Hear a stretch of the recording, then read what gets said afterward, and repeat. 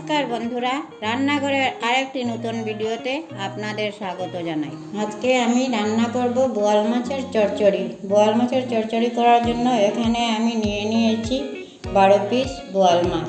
এখন আমি এটার মধ্যে 1 চামচ হলুদ গুঁড়া, 1 চামচ নুন আর 1/2 চামচ লঙ্কা গুঁড়ো দিয়েছি। এখন এটাকে সামান্য পরিমাণ সর্ষের তেল দিয়ে ভালো করে মেখে নেব।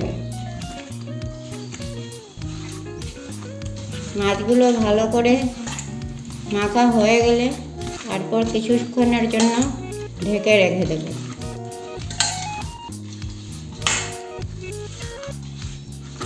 মাছগুলোর গায়ে মশলাগুলো খুব ভালো করে লেগে গেছে। এখন কিছু সময়ের জন্য ওইগুলোকে রেখে দেব।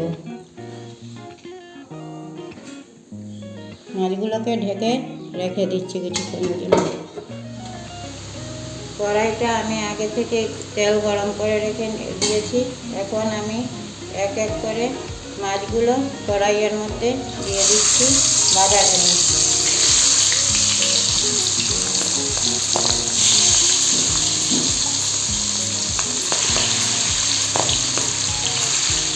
মাছগুলোকে এখন উল্টিয়ে দিতে হবে। এক সাইড করে মাছগুলোকে ভালো করে ভেজে নিতে হবে। কম আঁচে ভাজতে হবে। বোয়াল মাছ সবসময়ই ফুটে, তার জন্য আগুনের আঁচটা কম করে দিতে হয়। ওপাশ করে ওগুলোকে ভালো করে ভেজে নিতে হবে। মাছগুলো ভাজা হতে হতে আমি মশলাগুলোকে, মাছ চচ্চড়ির মশলাগুলোকে রেডি করে নিচ্ছি। এখানে আমি দিয়েছি 1 চামচ থেকে অল্প পরিমাণ কম হলুদ গুঁড়ো, 1/2 চামচ লঙ্কা গুঁড়ো, আর দিচ্ছি 1/2 চামচ পেস্ট করা সর্ষের গুঁড়ো,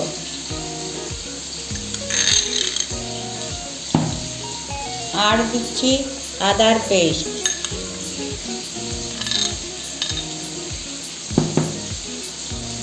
1/2 চামচ নুন। আপনারা আপনাদের স্বাদ মতো নুন দেবেন। আর অল্প পরিমাণ জল দিয়ে খুব ভালো করে মশলাগুলোকে মিক্সড করে নিচ্ছি।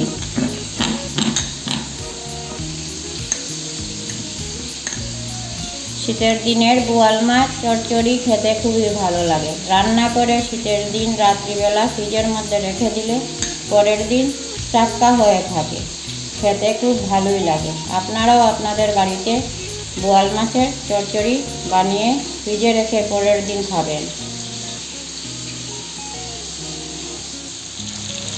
সবগুলো মাছ আমার ভাজা হয়ে গেছে। এখন আমি একটি পাত্রের মধ্যে মাছগুলোকে উঠিয়ে নেব।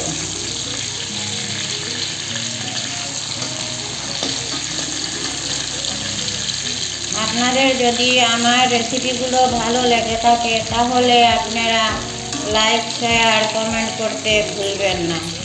আর যারা এখনও আমার চ্যানেলটি সাবস্ক্রাইব করেননি তাড়াতাড়ি করে নেবেন। যারা করেছেন তাদেরকে অনেক অনেক ধন্যবাদ জানাই।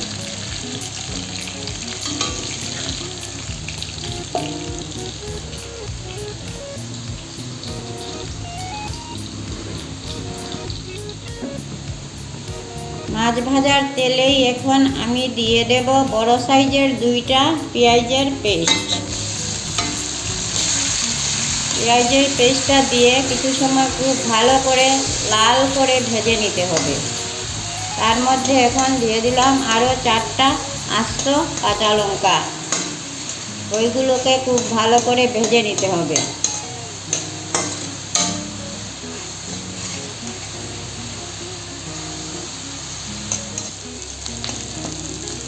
পেঁয়াজ লঙ্কা ভালো করে ভাজা হয়ে গেছে। এখন আমি আগে থেকে রেডি করে রাখা মশলাগুলোকে খুব ভালো করে কষিয়ে নেব।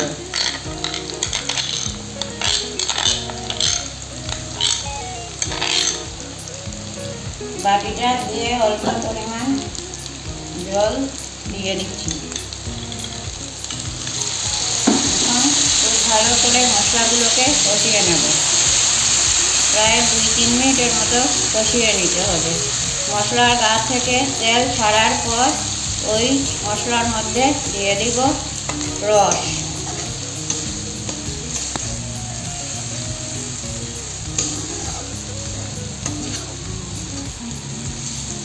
আপনারা আপনাদের স্বাদ মতো নুন, লঙ্কা এইসব কিছু দিবেন।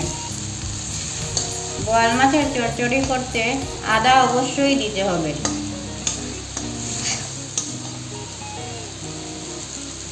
মশলা আমার কষানো হয়ে গেছে, মশলা থেকে তেল ছাড়ছে। এখন আমি দিয়ে দেব মাছের জন্য রস।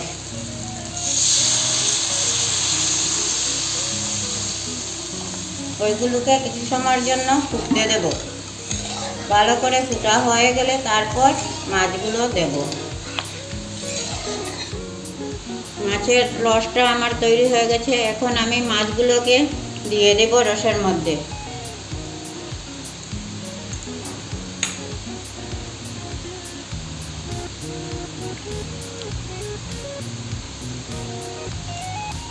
মাছগুলো দিয়ে অল্প কিছুক্ষণের জন্য রেখে দেব, মাছগুলো সিদ্ধ হওয়ার জন্য।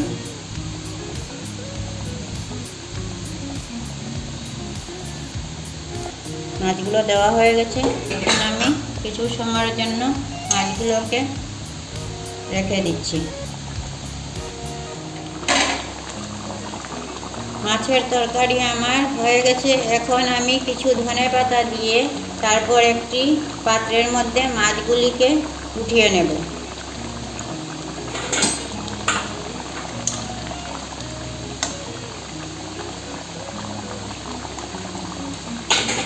এখন আমি মাছগুলোকে একটি পাত্রের মধ্যে উঠিয়ে নিচ্ছি।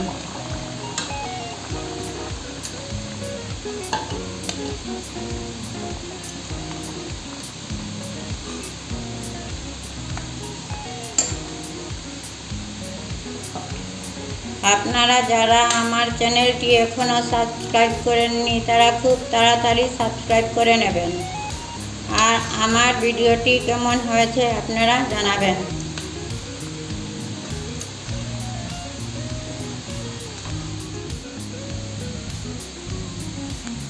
বোয়াল মাছের তরকারি আমার রান্না করা হয়ে গেছে। আপনাদের যদি এই রেসিপিটি ভালো লেগে থাকে তাহলে আপনারাও ঘরে ট্রাই করে দেখবেন। শীতের দিনে গরম ভাতের সহিত বোয়াল মাছের চচ্চড়ি খেতে খুবই ভালো লাগে। ধন্যবাদ।